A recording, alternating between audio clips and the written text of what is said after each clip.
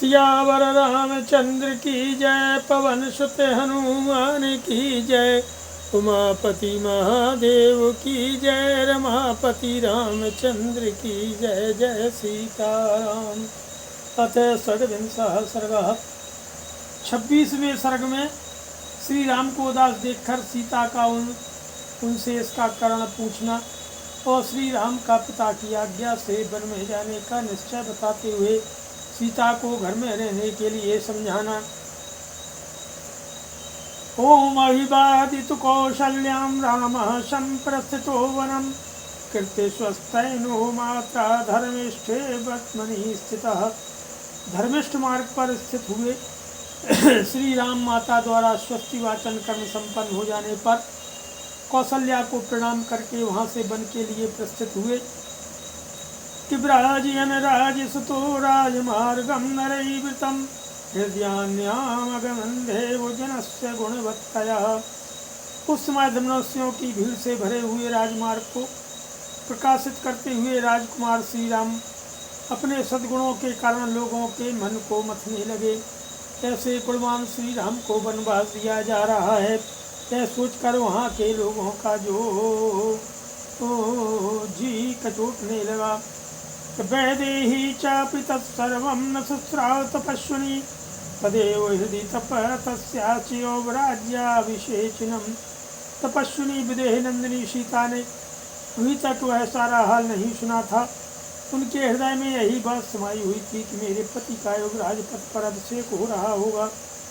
देव कार्यं स्मृशा कृत्वा कृतज्ञा दृष्टिष्टचेतना, अभिज्ञा राजधर्माणां राजपुत्री प्रतीक्षति।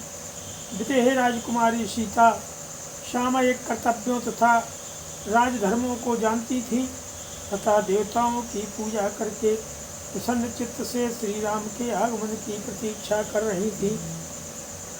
प्रविवेशाय रामस्तु शुभेष्मे सुभूषितं, श्रेष्ठजन संपूर्णं ह्रिया किंचिद वाङ्मुखा।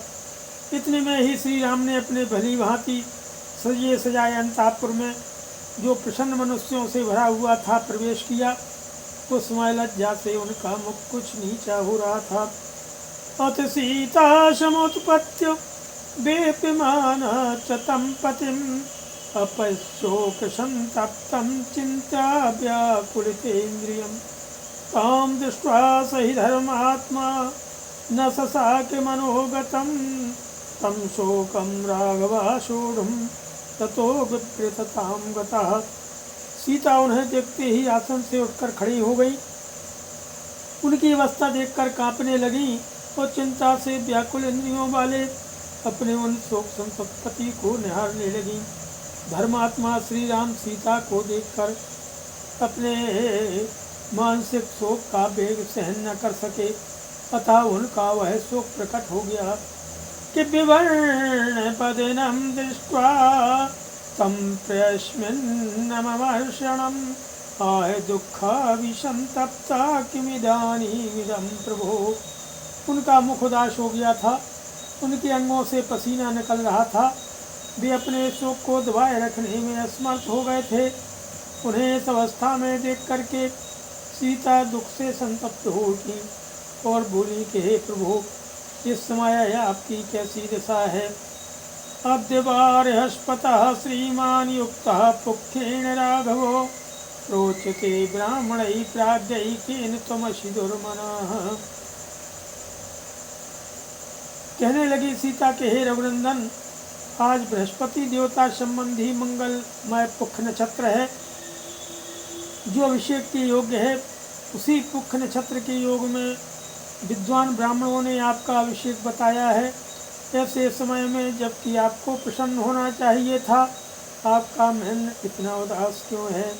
न ते सत्सलाकेन जलफेन निभेन च, आवृतं वदनं बलगु छत्रेणाभिविराजिते। मैं देखती हूँ इस समय आपका मनोहर मुख जल के फैन के समान उज्ज्वल तथा 100 तीलियों वाले श्वेत छत्र से आच्छादित नहीं है, अतएव अधिक शोभा नहीं पा रहा है। व्यजनाभ्यां च मुख्याभ्यां शतपत्र निभेक्षणं, चंद्रहंस प्रकाशाभ्याम बीच्यते नातवाननम।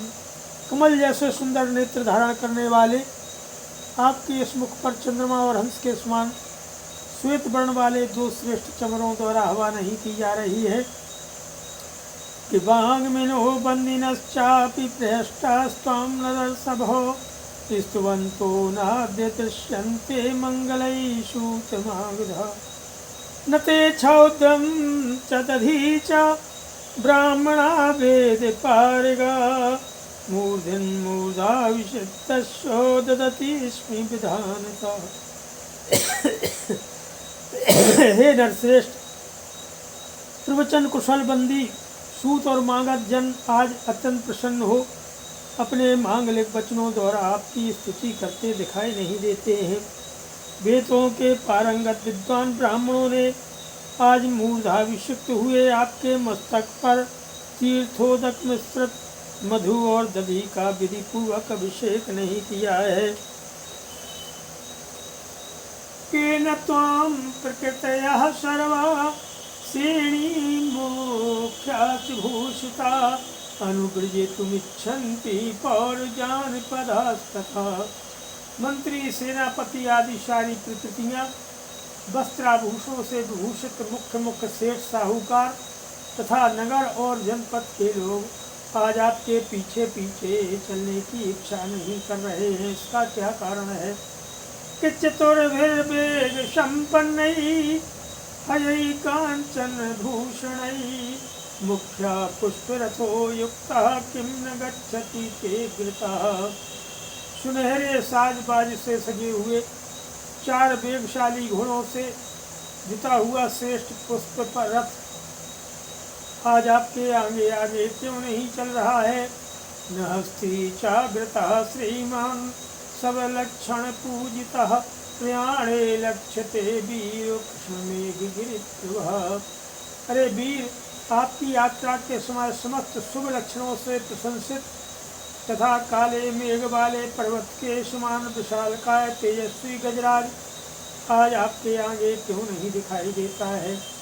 न कच कांचन चित्रं ते पश्यामि प्रिय दर्शनो भद्रासनं पुरस्कृत्य यान्तं वीरपुराशरम्।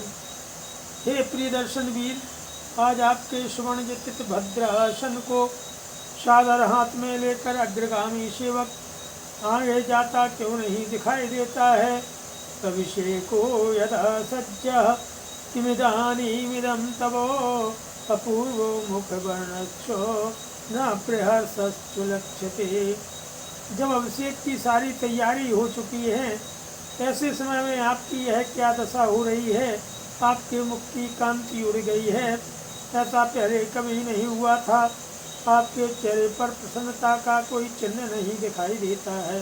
इसका क्या कारण है। इति उपलपन्तीं तां प्रोवाच रघुनन्दनो सीते तत्र भवांस्तातः पिप्राजयति मां वनम्। इस प्रकार विलाप करती हुई सीता से रघुनंदन श्री राम ने कहा कि हे सीते, आज पूज्य पिताजी मुझे वन में भेज रहे हैं। कुले महति संभूते धर्मज्ञे धर्मचारिणी सुनु जानकी नेदं क्रमेणाद्यागतं मम राज्ञा सत्य प्रतिज्ञेन पित्रा तथेन वै कैकेयी मम्माते तु पुरा दत्तौ महावरौ।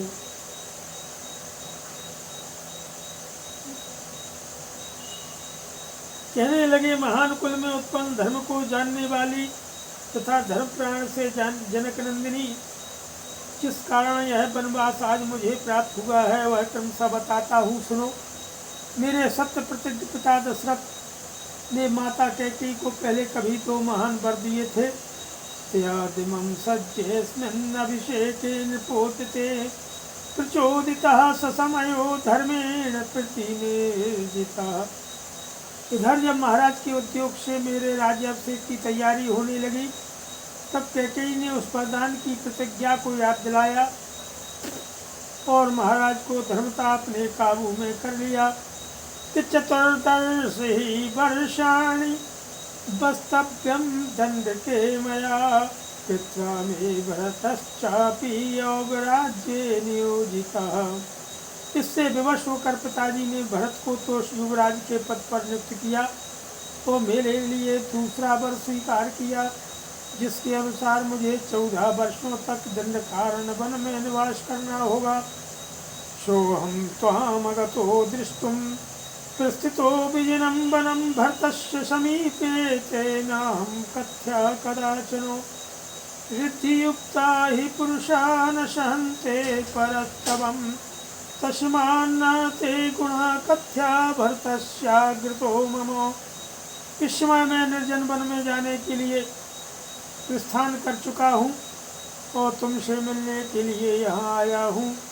तुम भरत के समीप कभी मेरी प्रशंसा न करना, क्योंकि समृद्धशाली पुरुष दूसरे की स्तुति सहन नहीं कर पाते हैं। इसीलिए कहता हूँ कि तुम भरत के सामने मेरे गुणों की प्रशंसा मत करना। अहम तेनानुवक्तव्यो विशेषेण कदाचनो अनुकूलतया शक्यम समीपे तस्य वर्तितुम्। विशेषता तुम्हें भरत के समक्ष अपनी सखियों के साथ भी बारंबार मेरी चर्चा नहीं करनी चाहिए, क्योंकि उनके मन के अनुकूल बर्ताव करके ही तुम उनके निकट रह सकती हो। तस्मै दत्तं नृपतिना योगराज्यं सनातनं सप्रसादस्त्वया सीते नृपतिश्च विशेषतः। अरे सीते, राजा ने उन्हें सदा के लिए युवराज पद दे दिया है, इसलिए तुम्हें विशेष प्रयत्न पूर्वक उन्हें प्रसन्न रखना चाहिए, क्योंकि अब वे ही राजा होंगे। अहम चापि प्रतिज्ञां तां गुरोः समनुपालयन् वनमध्ये यास्यामि स्त्री भौमनश्विनी या ते चामयि कल्याणी वनं मुनिसेवितं वृतोपवासपरया भक्तेभ्यं त्वया नभे। मैं भी पिता की उस प्रतिज्ञा का पालन करने के लिए आज ही वन को चला जाऊंगा। हे मनुष्यनी, हे सीते, तुम धैर्य धारण करके रहना। हे कल्याणी, हे निष्पाप सीते, मेरे मुनिजन सेवित वन को चले जाने पर तुम्हें प्रायः व्रत और उपवास में संलग्न रहना चाहिए। कल्पमुत्थाय देवानां कृत्वा पूजां यथा विधि वन्दितव्यो दशरथा पितामहं जनेश्वरः। प्रतिदिन सवेरे उठ करके देवताओं की विधि पूर्वक पूजा करके तुम्हें मेरे पिता महाराज दशरथ की वंदना करनी चाहिए। माता च मम कौशल्या वृद्धा संतापकर्षिता धर्मेवाग्रतः कृत्वा त्वत्तः सम्मानमर्हति। मेरी माता कौशल्या को भी प्रणाम करना चाहिए। एक तो वे बूढ़ी हुई, दूसरे दुख और संताप ने उन्हें दुर्बल कर दिया है, अतः धर्म को ही सामने रखकर तुमसे वे विशेष सम्मान पाने के योग्य हैं। वन्दितव्याश्चिते नित्यं यः शेखा मम मातरः स्नेह प्रणय संभोगै समाहि मम मातरः। जो मेरी शेष माताएं हैं, उनके चरणों में भी तुम्हें प्रतिदिन प्रणाम करना चाहिए, क्योंकि स्नेह, उत्कृष्ट प्रेम और पालन पोषण की दृष्टि से सभी माताएं मेरे लिए समान हैं।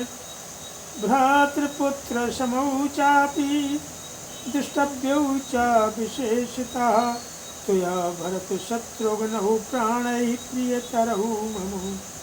विप्रियं च न कर्तव्यं भरतस्य कदाचनो सहि राजा च वैदेही देशस्य च कुलस्य च।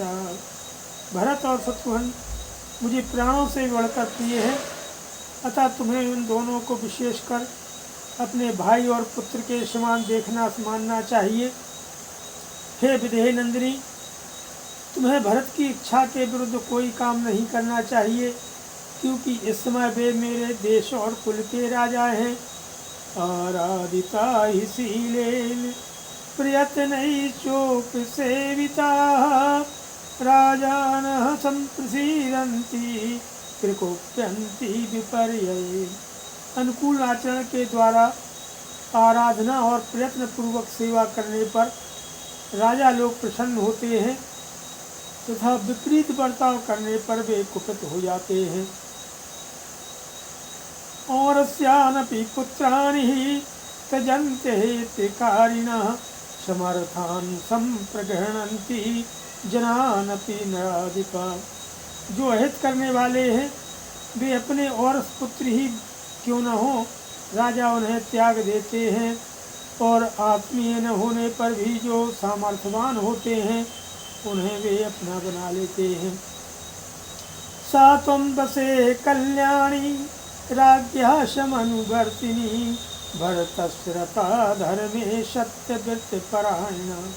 अहं गमिष्यामि महावनं प्रिये त्वया हि वस्तव्यमिहेव भामिनी। यथा व्यलीकं कुरुषे न कश्चित् तथा त्वया कार्यमिदं वचो मम। अतः हे कल्याणी शुभे शीते, तुम राजा भरत के अनुकूल बर्ताव करती हुई धर्म एवं सत्यव्रत में तत्पर रहकर यहाँ निवास करो। हे प्रिय, अब मैं उस विशाल वन में चला जाऊँगा। हे भामिनी, तुम्हें यहीं निवास करना होगा। तुम्हारे बर्ताव से किसी को कष्ट न हो, इसका ध्यान रखते हुए तुम्हें यहाँ मेरी इस आज्ञा का पालन करते रहना चाहिए। श्रीमद् रामायण वाल्मीकि आदि काव्ये अयोध्याकांडे षड्विंशः सर्गः। नमः सियावर रामचन्द्र।